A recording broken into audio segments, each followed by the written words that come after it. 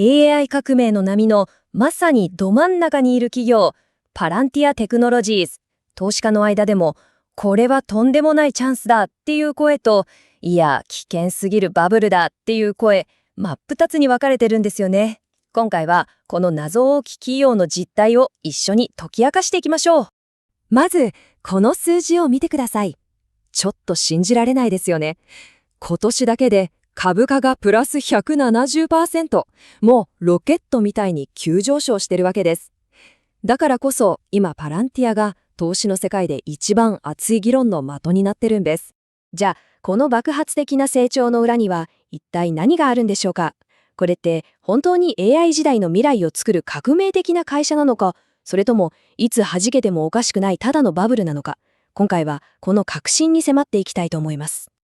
今回はですね、まずパランティアってそもそも何してる会社なのっていうところから見ていって、その次に買いだっていう強気派と、いや危ないっていう弱気派、両方の意見をじっくり比較します。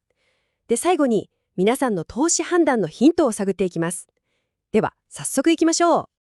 はい、ではセクション1、古代広告か後期かですね。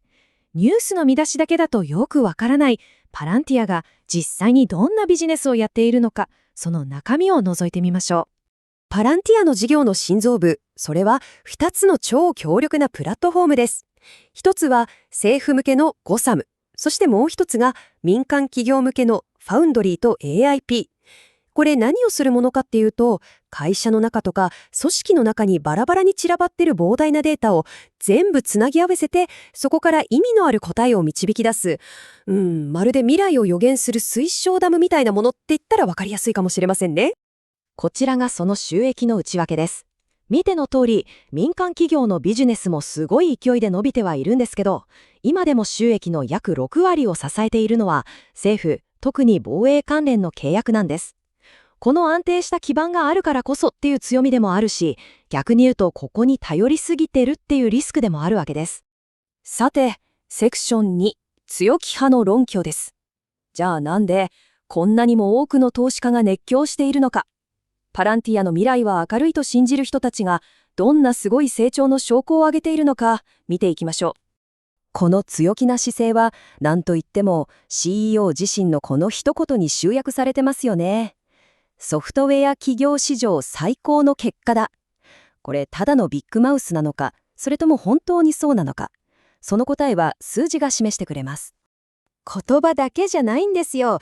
このデータがその自信を裏付けてるんです。売上は前の年から 63% も増えてる。そして純利益は見てください。219% 増。これ他の会社が数%の成長で宿泊してる中でもう異次元のパフォーマンスですよね。そして決定的なのがこの114っていう数字。これソフトウェア業界で40の法則っていう、健康診断みたいな指標があるんですけど、要は成長率と利益率を足したスコアで、これが40を超えたら超優良企業って言われるんですね。それが114。もはや規格外です。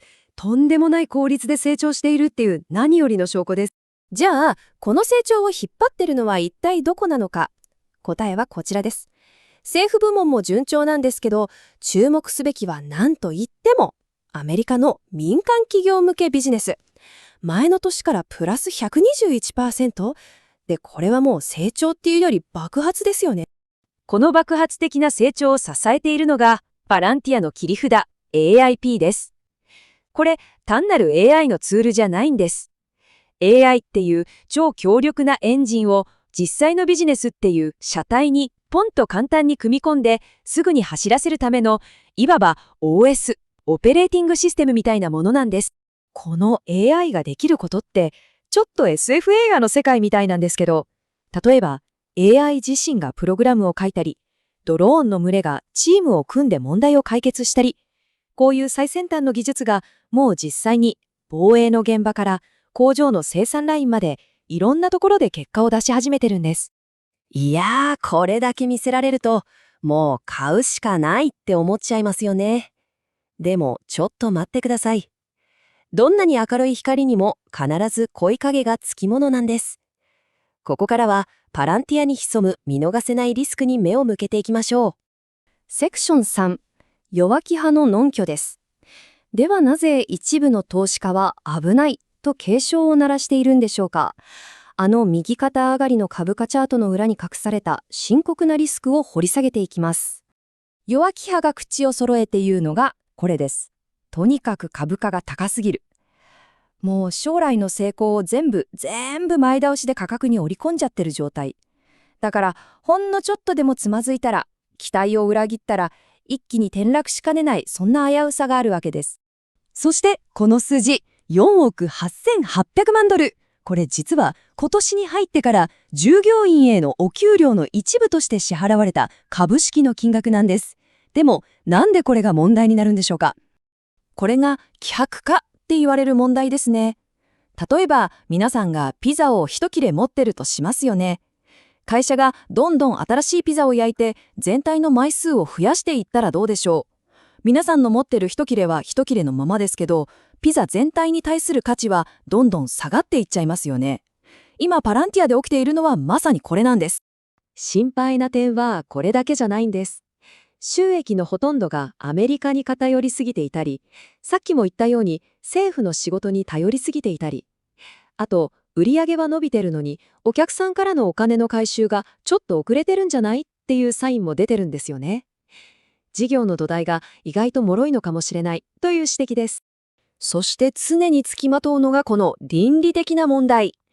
例えばイギリスでは国民の医療データを扱う契約を結んだことで、アメリカのスパイ企業に情報を渡すのかなんて非難されて大きな反対運動が起きました。こういう評判リスクって今後のビジネスを広げていく上で結構大きな足かせになりかねませんよね。セクション4、あなたの投資判断です。